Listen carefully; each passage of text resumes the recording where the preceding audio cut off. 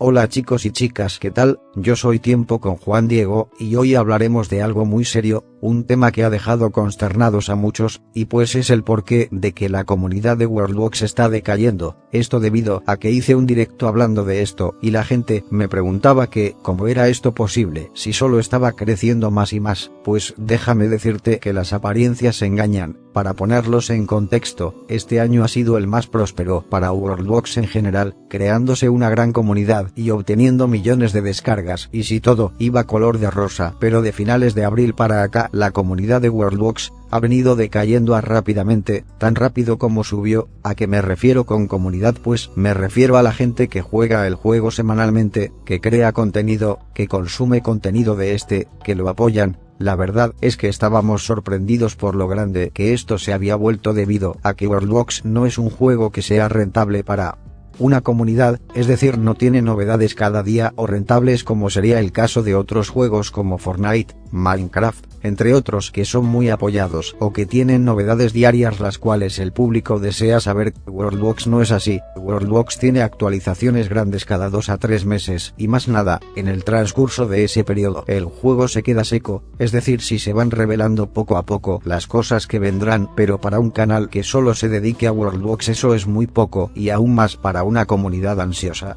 El éxito de Worldbox, sobre todo su comunidad, empezó a decaer a finales de abril, en un efecto dominó.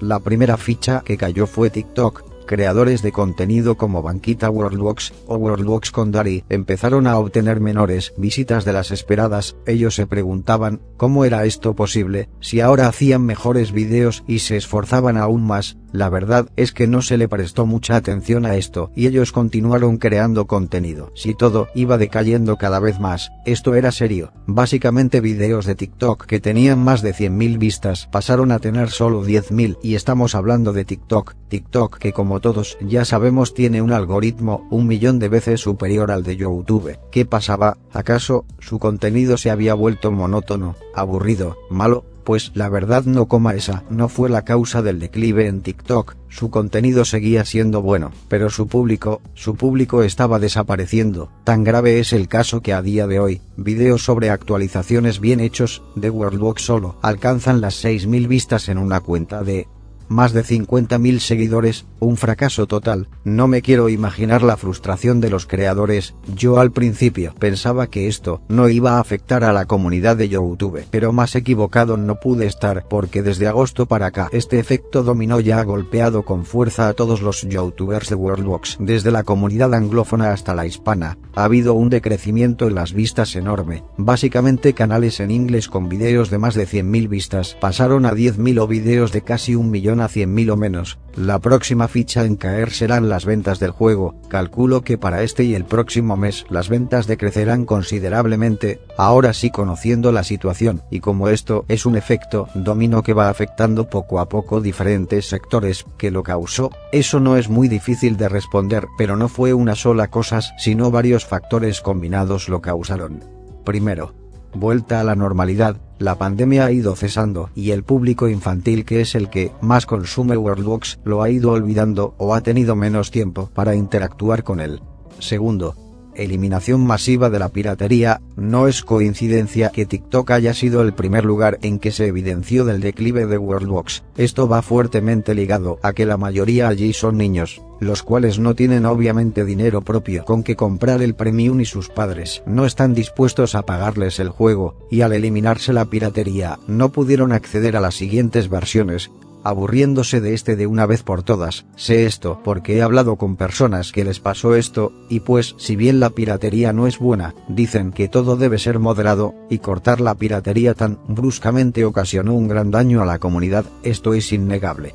Tercero, la gente ya no les sorprende nada. Todos esperábamos que la actualización 0.10 reviviera esto y nos diera la fuerza para continuar. Sin embargo, parece que solo fue un pañito de agua tibia, y no solo eso, sino que dejó al descubierto como a la gente ya nada le sorprende. Es como si se hubieran aburrido del juego. Cuarto, inflación. Ante el declive en las vistas, muchos fueron los creadores que intentaron crear muchos vídeos en poco tiempo, algo así como que imprimir billetes para que nadie sea pobre, Como sabemos, esto no genera más que perjuicios, pues además de sobrecargar a su público, creaban en su desesperación contenido nada útil, el cual solo empeoró la situación, pues al haber mucho de algo se vuelve inútil. Solución.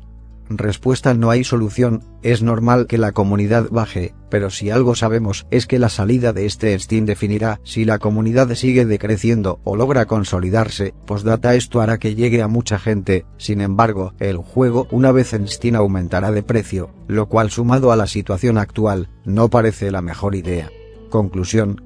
Aunque suenen duras estas palabras, debemos admitir y comprender la realidad. Ahora solo queda esperar, porque solo el tiempo lo dirá. Eso sí, a los que sean creadores de contenido, les recomiendo no sentirse mal por lo que está pasando. Entiendo su frustración, pero la vida es así. A veces estás arriba y a veces estás abajo. Tal vez Steam nos salve y el próximo año esto vaya mejor, cosas que dudo un poco por el tema de que todos volveremos a nuestra vida normal. Aún así, si se vuelve famoso el videojuego, todo volverá a estar bien.